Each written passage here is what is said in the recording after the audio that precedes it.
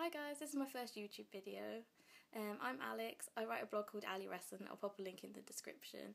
This is a DIY tutorial of how to make a two-piece.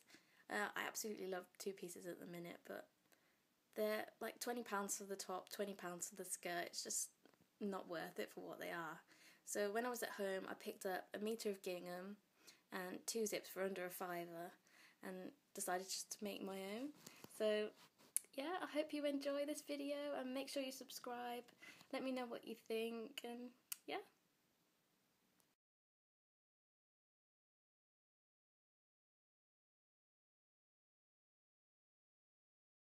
Firstly, you'll need to draft the pattern pieces for the two-piece. You can find a more in-depth explanation of how to do this on my blog. The link will be in the description. Next, pin the pieces onto the fold of your fabric.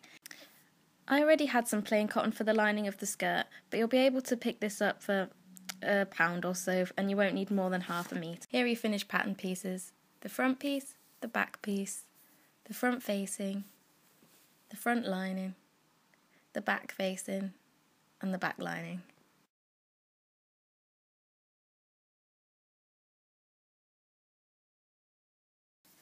For the top, pin the front piece onto the fold but not the back piece, and then cut them out. Your pieces should look like this. Firstly, to make the top, you'll need to sew the darts. You can use the measurements that I've put on my blog with the pattern drafting instructions, or you can pin all the pattern pieces together and pin where you want the dart to be so it fits you better. It's completely up to you.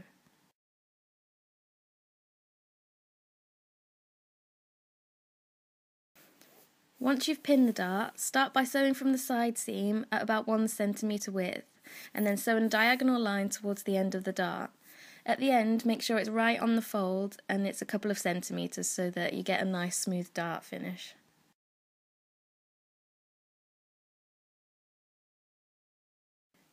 Next, pin and sew the back pieces to the side seams of the front piece, using a seam allowance of 1.5 centimetres. Make sure that the right sides of the pieces are facing each other.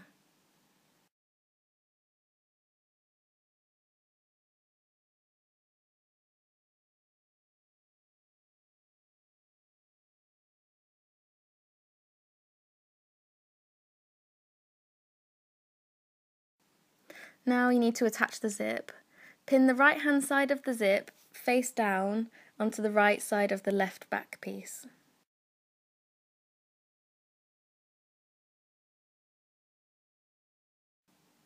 Before sewing, you'll need to swap the presser foot for a half zipper foot. This means you can sew closer to the teeth and you won't be able to see the zip as much when you finish.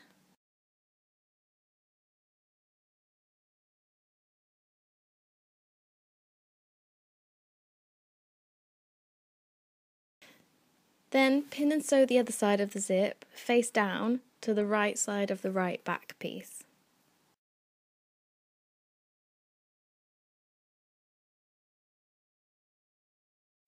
Leave the half presser foot on and sew a 1.5 centimetre seam up to the zip to finish this back seam.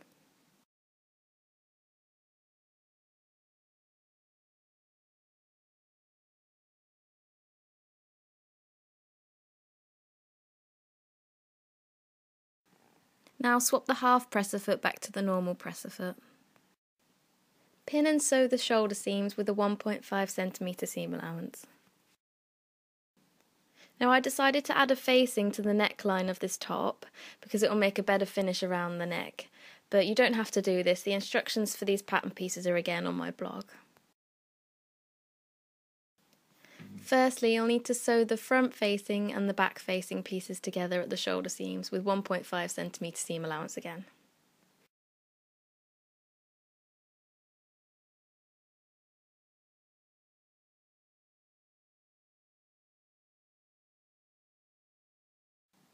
Next, hem the facing with a 1 centimetre seam allowance.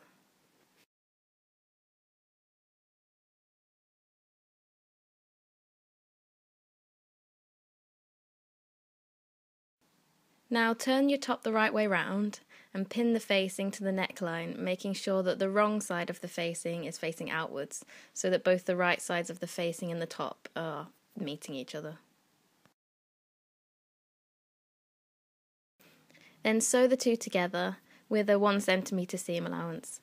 When you turn over to the back, you'll need to sew around the zip, and then when you turn it out the right way, the whole zip will be encased.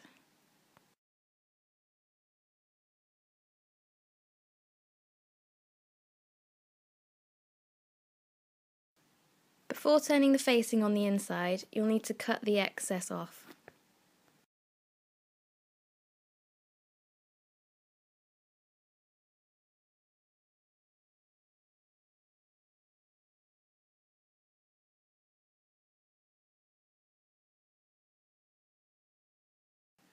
Now you can turn the facing on the inside.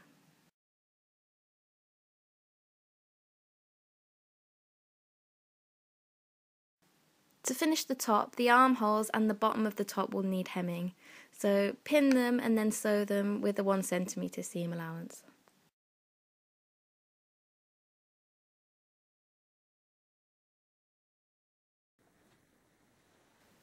And that's the top finished.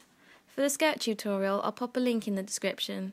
Make sure you let me know if you try out this tutorial and that you subscribe to my channel if you like my videos.